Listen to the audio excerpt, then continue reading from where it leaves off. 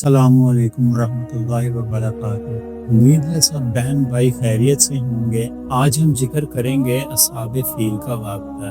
اصحاب فیل کا واقعہ قرآن مجید میں اللہ تعالیٰ نے سورہ فیل میں بھی ذکر کیا ہے۔ یہ واقعہ حضور صلی اللہ علیہ وسلم کی ولادت سے 50 یا 55 دن پہلے پیش آیا۔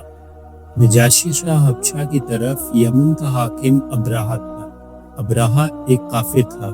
اس کو جب پتہ چلا کہ لوگ سادہ سے بنے ہوئے بیت اللہ کا طواف کرتے ہیں تو اس نے بیت اللہ کے مقابلے میں یمن کے دارالخلافہ صنعا میں ایک عیسائی مذہب کے نام پر عالی شان عمارت تیار کروائی تاکہ لوگ سادہ سے بنے ہوئے بیت اللہ کو چھوڑ کر اس کے طواف کے لیے آیا کریں۔ جب یہ بات مشہور ہوئی تو عرب کے لوگ یہ سن کر طیش میں آ گئے۔ تو بنی کنانہ کے ایک آدمی نے اس گرجے میں جا کر پخانہ کر دیا۔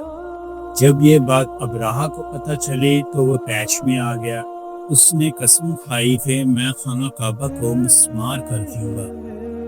ابرہہ نے اپنی مدد کے لیے نجاشی شاہ کو پیغام بھیجا اور نجاشی نے بڑی فوج ہاتھیوں سمیت ابرہہ کی مدد کے لیے بھیجی۔ ابرہہ اپنے ہاتھی اور فوج کو لے کر خانہ کعبہ کی طرف چل پڑا۔ مکہ کے اطراف میں پہنچ کر اہل مکہ کے جنگل میں چلنے والے جانوروں کو بھی پکڑ لیا، جن میں 200 اونٹ آپ صلی اللہ علیہ وسلم کے جد امجد عبد المطلب کے بھی تھے۔ اس وقت عبد المطلب ہی قریش کے سردار اور خانہ کعبہ کے متولی تھے۔ عبد المطلب کو جب پتہ چلا کہ لوگ بہت بڑے ہوئے ہیں تو عبد المطلب نے قریش کو جمع کر کے کہا کہ گھبراؤ مت، مکہ کو خالی کر دو۔ خانہ کعبہ کو کوئی ختم نہیں کر سکتا، یہ اللہ کا گھر ہے، وہ خود اس کی حفاظت کرے گا۔ اس کے بعد عبد المطلب قریش کے چند سرداروں کو لے کر ابرہہ سے ملنے گئے۔ ابرہہ عبد المطلب کے حسن جمال اور دبدبے کو دیکھ کر بڑا مرعوب ہوا اور بہت احترام سے پیش آیا۔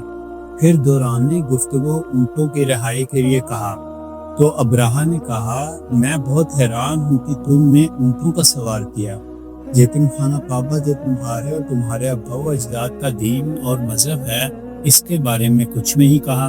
تو عبد المطلب نے جواب دیا کہ میں اونٹوں کا مالک ہوں، اس لیے میں نے اونٹوں کا سوال کیا، اور کعبہ کا مالک تو اللہ ہے، وہ خود اپنے گھر کی حفاظت کرے گا۔ اس پر ابرہہ خاموش رہا اور اونٹوں کو واپس کرنے کا حکم دیا۔ عبد المطلب نے اپنے اونٹ لے کر واپس آئے اور تمام اونٹوں کو خانہ کعبہ کے نزد کر دیا۔ آخر میں عبد المطلب چند آدمیوں کو لے کر خانہ کعبہ کے دروازے پر حاضر ہوئے، اللہ تعالیٰ سے کعبے کی حفاظت اور دشمن کی بربادی کے لیے گر گرا کر دعا کی۔ اس کے بعد عبد المطلب اپنے ساتھیوں کو لے کر پہاڑ پر چڑھ گئے اور ابرہہ اپنے لشکر کے ساتھ خانہ کعبہ کو گرانے کے لیے آگے بڑھا۔ تو اتنے میں اللہ کی قدرت کا نظارہ پیش آیا کہ یکایک چھوٹے چھوٹے پرندے غول کی شکل میں نظر آئے۔ خدا کی قدرت، ان کے پاؤں میں اور چونچ میں چھوٹی چھوٹی کنکریاں تھیں جو دفعتاً لشکر پر پڑنے لگی۔ اللہ کی قدرت، وہ کنکریاں گولی کا کام کر رہی سر پر گرتی تھی اور ہاتھیوں کو چیرتے ہوئے نیچے سے نکل جاتی تھی۔ اس طرح ابرہہ کا لشکر تباہ و برباد ہو گیا۔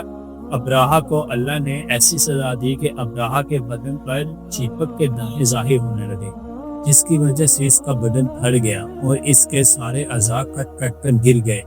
اس طرح ابرہہ یمن جا کر گیا۔ کعبے میں اس کے لشکر کے مرنے کی وجہ سے ان کی لاشوں میں سے بدبو آنے لگی، تو اللہ نے ان کے لیے ایک سیلاب بھیجا جس میں وہ سب بہہ گئے۔ یہ غیبی مدد آئی تو عربوں کے دلوں میں قریش کی بڑی عظمت پیدا ہو گئی، اور اس واقعے کے 50 یا 55 دن بعد ہمارے پیارے نبی صلی اللہ علیہ وسلم پیدا ہو گئے۔ یہ واقعہ یہاں پر اختتام ہوتا ہے۔ ویڈیو اگر اچھی لگی ہو تو چینل کو سبسکرائب اور ویڈیو کو لائک کریں تاکہ میری آنے والی ویڈیو سب سے پہلے آپ تک پہنچے۔ شکریہ، جزاک اللہ۔